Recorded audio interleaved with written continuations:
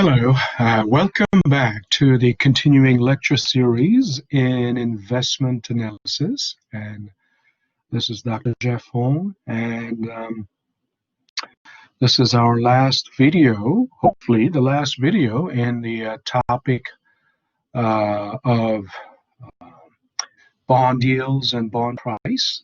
Right? Now, so now we need to discuss, what yield curve, is. Literally, the yield curve is the graph that shows the, yield to maturity as the function of maturity, term to maturity. I mean, remaining time to maturity. And we already understand what term structure of, yield or interest rates mean. It's nothing new from the previous, from the previous video. You saw that,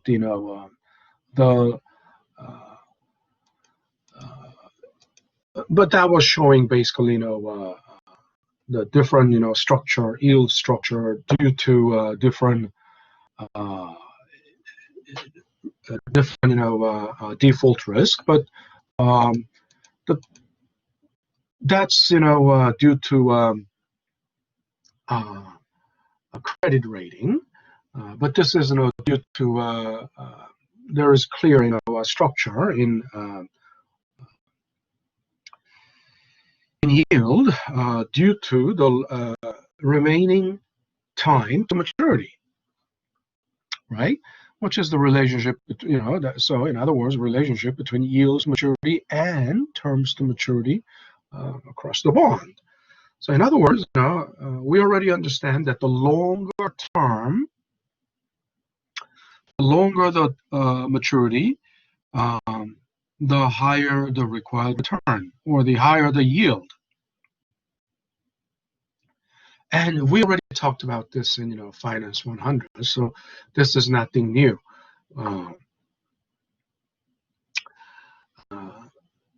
Once again, it's not the holding period return. You might think, well, if the time to maturity is 10 years, the return must be greater than 1 year bond. I mean, if 10-year bonds return should be greater than 1 year bond. I'm not talking about the total return or the holding period return, because obviously you cannot compare apples with oranges. I mean, when maturity is longer, it goes without saying the total return over the holding period must be greater than 10-year return must be greater than 1 year return. But then there cannot be direct comparison between the two, because the holding period is different, right? Holding periods in both cases, in these two cases, are different. So what you need to compare is the yield, in other words, annualized return. And in terms of annualized return, because even though it is annual, both annualized, right? The bond should offer higher annualized return than 1 year bond, right? That's what yield curve is showing, right? As the so to give you the picture of the yield curve, this is unnecessary. I mean, this something that we all did in Finance 100. Now,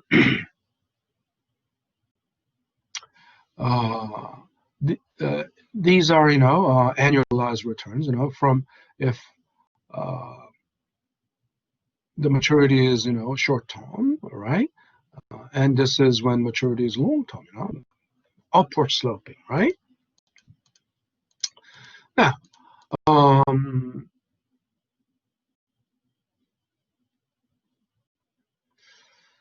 when you just saw that, there are two curves that are, you just saw two curves,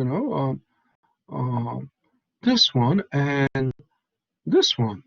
And that's the blue line, blue curve says yield curve, black one, expected short-term rate. What does that mean?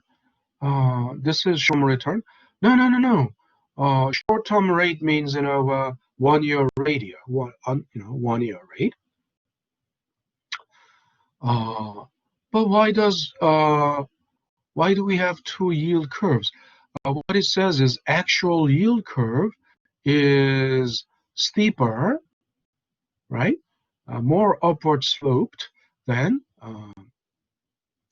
the expected, the compounded result of the expected short-term rate. So that brings us to the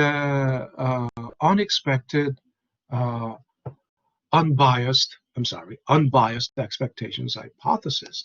What does that mean? Now let's think about it.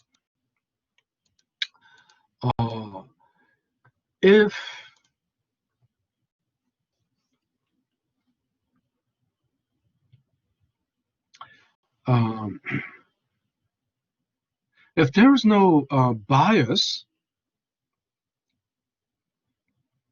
against the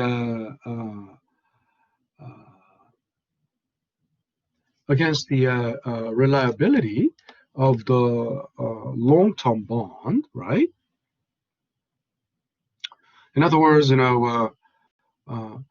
it's risk aversion. People, everybody would have more aversion to longer-term investment. I mean, if I have to lock up my money, tie up my money into a 10-year lending, 10-year bond, of course I can sell if I really don't, if I can sell, after holding for 2 years, if I can't really,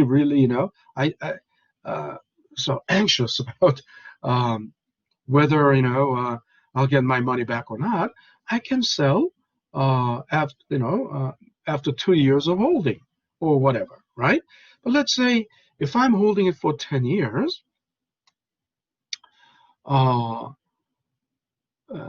and because of the concern, right? Because of the risk aversion, right? I am more reluctant to hold 10-year bond than 1-year bond. I mean, if there is no reluctance, right? In other words, and that is the main reason why I demand a higher return on 10-year bond, higher, yield, annualized return. So, but if there's no such, bias, in other words, here's the bias is that, risk aversion to 10-year bond, the concern that, longer term bond, I would have less chance of getting my money back. But,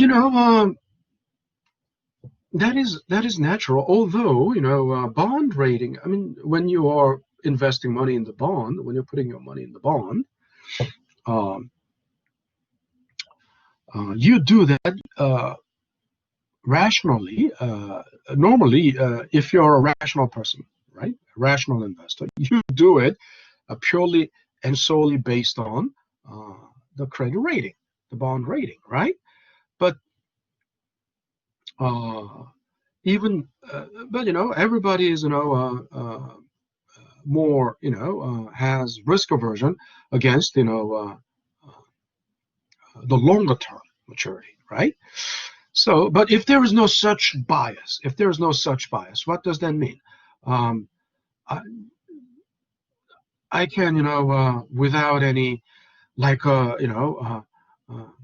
rational, perfectly rational AI, artificial intelligence, and artificial intelligence would have no bias towards, as long as it has,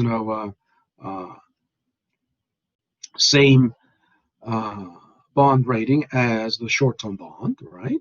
You would, have no bias. If you have no bias, let's think about 2-year investment. If the 2-year investment yield on the 2-year investment is 8.995%, right? Almost 9%. That means, not for the entire 2 years, but, annual return, annualized yield. You understand? Yield is N. This is not, okay, so.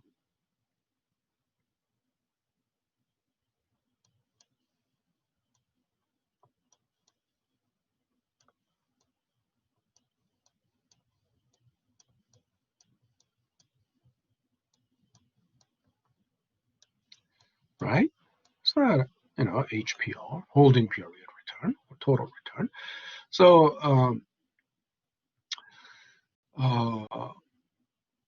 and if you know, this year one, return on year one is 8%, right? Return on, so look at the time subscript. Time subscript, right? And I'm only using, yield for 2-year bond yield. I want to, I'm trying to make this, I can write this as Y1 or expected Y2. So if year one yield is 8%, return is 8%, and expected year two return is 10%, right? No, I didn't put 10% here.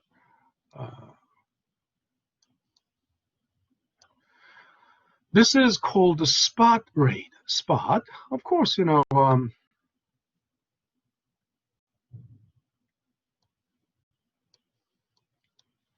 this is known, right?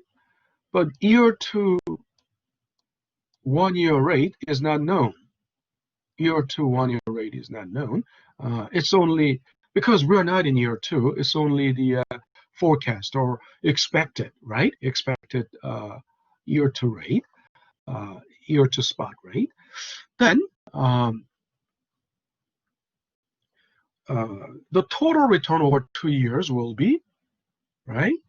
The total return on year two would be 1.08 times 1.1. In other words, it's compounded return, right? Okay.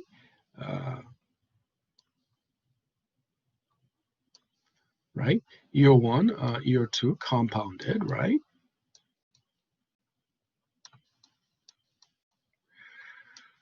Then, this is what I don't like about this.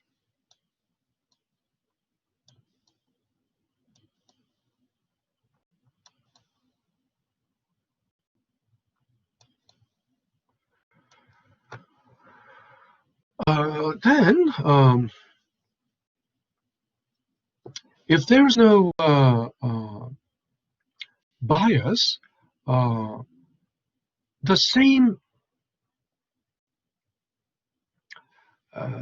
result must be same total return, right? Or HPR must be attained by just compounding, right? 2-year 2-year bond yield, annualized yield, by squaring it. In other words, compounding it. And if you compound, if that means if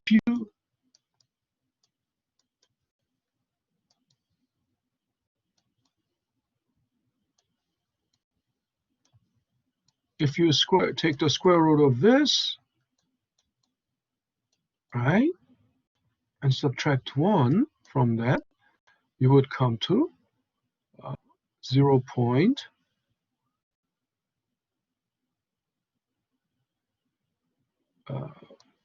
0.089. Right.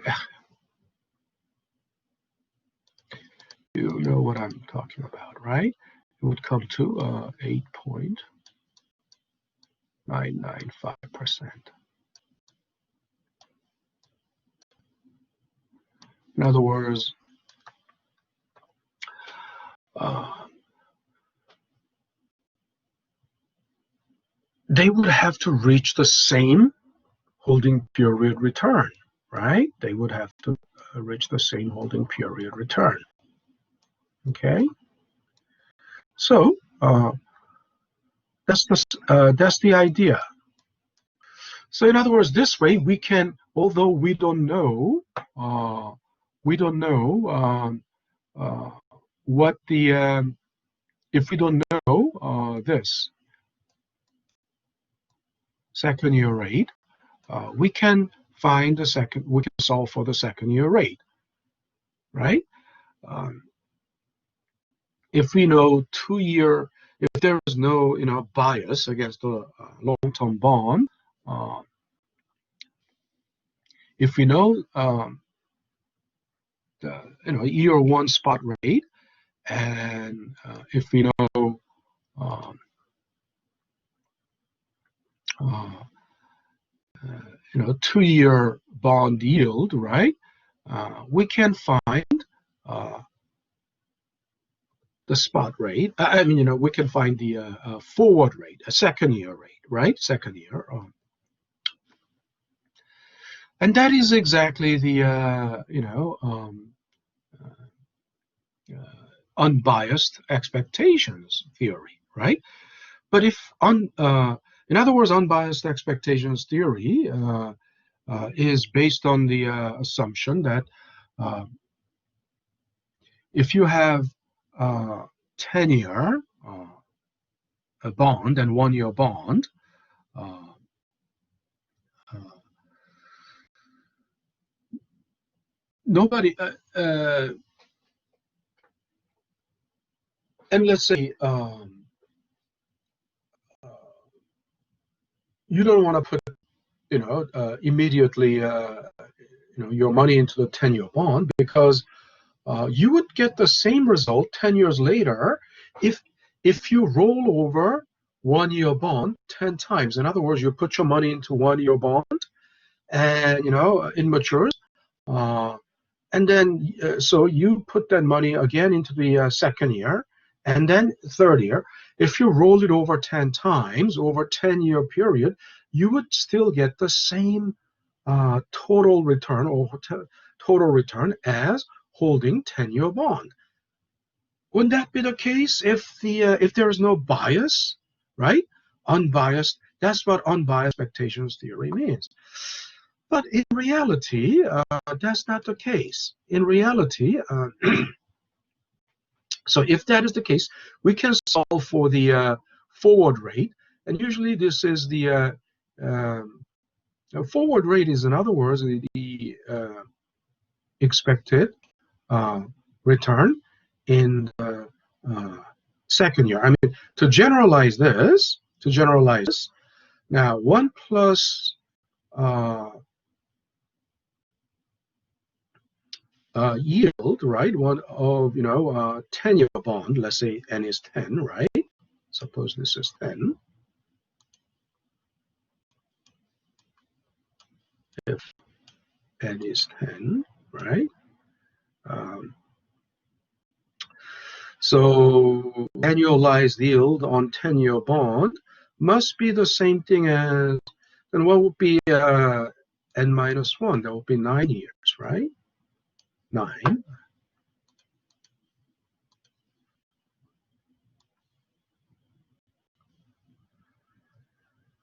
So if you have 9-year bond yield, and the only difference between 10-year bond yield and 9-year bond yield is just a forward rate for the 10th year, right? 10th year forward rate.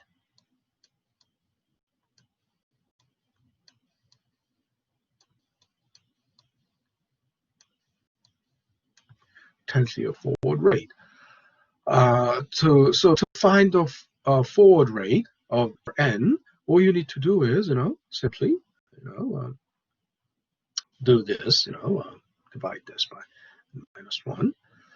So the result should be that forward rate is exactly the expected Nth-year rate, right? Nth-year uh,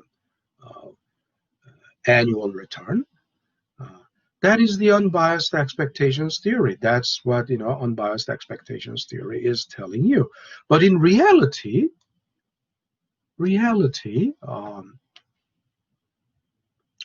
this is the case in reality. And it's because of the liquidity preference, right? This is the reality. Actually, forward rate is greater than uh, the expected nth year return. So that's what why we had two graphs here. Uh, Actual yield curve reflects the forward liquidity premium, or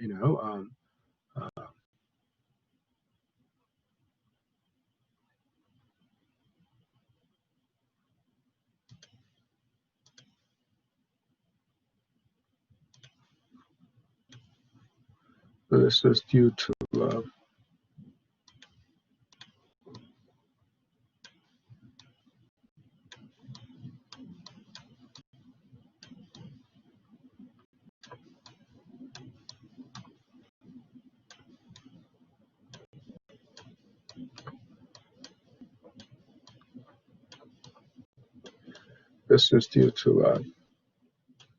which is called the liquidity premium.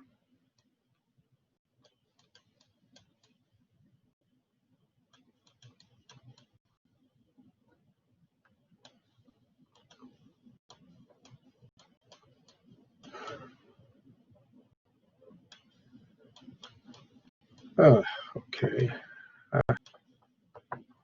liquidity premium. Okay, it's hard to write.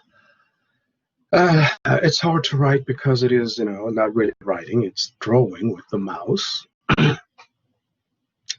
And this is, expected short-term rate. You see?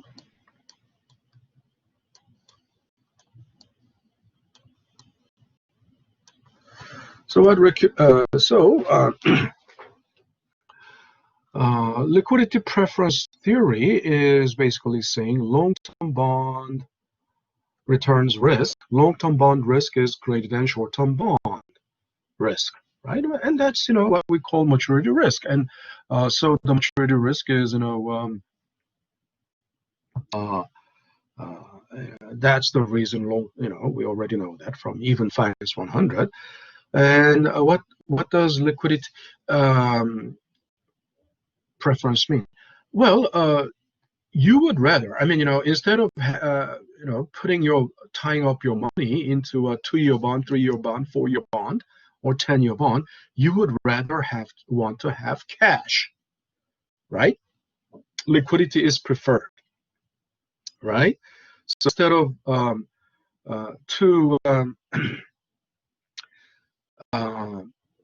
to make you release that cash in hand and to put it into the bond, you have to pay, the companies have to pay premium to pull that liquidity into bond. Okay, makes sense, which is, that's why, forward rate is greater than expected return, right? That's what, liquidity premium. So that's the reason yield curve is upward sloping, even in the absence of any expectations of the future rise in rates, which means, and also actual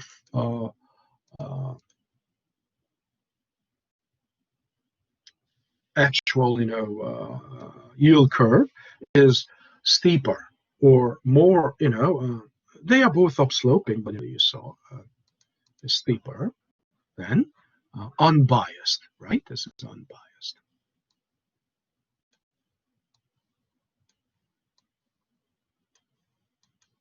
Yield curve resulting from unbiased expected returns.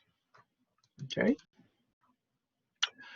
And liquidity premium, extra return, expected return demanded by investors, compensation for greater risk of long-term bonds.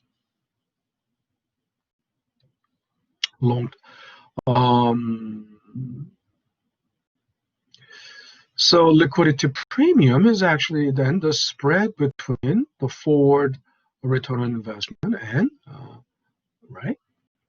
expected short-term return, right?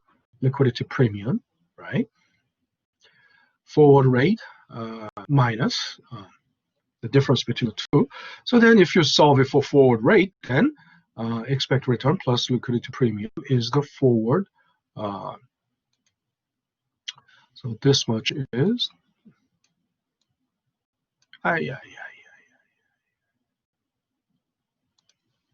doesn't look nice.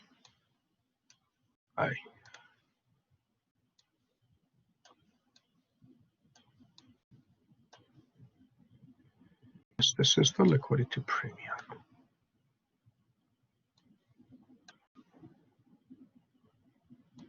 Maybe the other. As much as that difference is the liquidity premium. Now,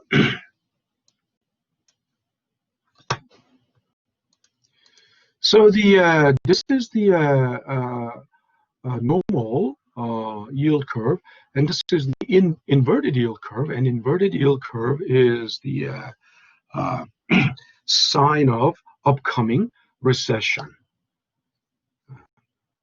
and it's been widely accepted as sign of impending recession. And in Finance 100, we discussed why inverted yield curve is the sign of impending recession. We don't have time for that here, and to go over that again.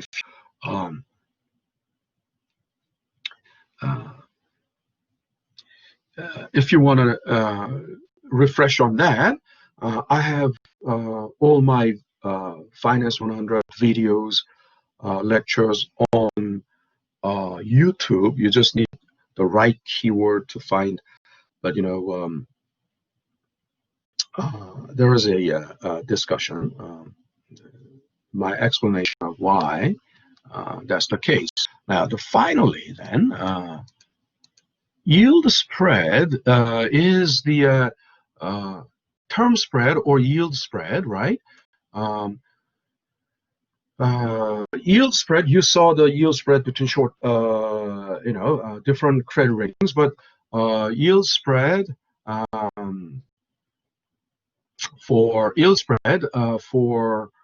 different maturities, bonds of different maturities. That's actually the indicator of yield curve. Why? You see, 10-year, usually, it's 10-year Treasury and 90-day T-bills, being used, and their difference in yield, their spreads are used as the indicator of to construct yield curve. Why? First of all,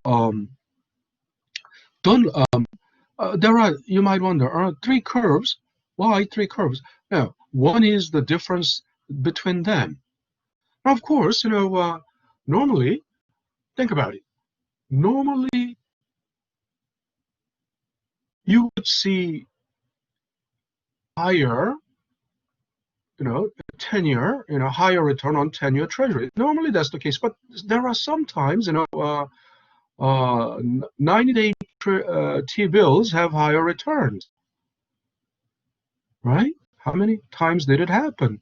7 times over the last 20 years. 50 years. 1970 through 2020, but the graph stops at 2012. Or 7 times, they were correct. And this blue line is the difference. In other words, that's the spread. But think about it. Normally, this spread is positive because it's 10-year bond minus 90-day 3 months T-bill, right? Normally this is positive. Yeah, it should be positive. But there were times that these differences were negative or close to zero, negative. Um, so what does that mean? That's the time when the yield curve was inverted, right? And that was the time before, right? Like, 6 months to 1 year before the recession actually hit. Okay, so this is the evidence, empirical evidence of the yield curve. And that wraps up everything about our first topic of bond yield and bond price. Okay, thanks for watching, and I will see you in the next video with the new topic, which is, equity valuation. Stop recording.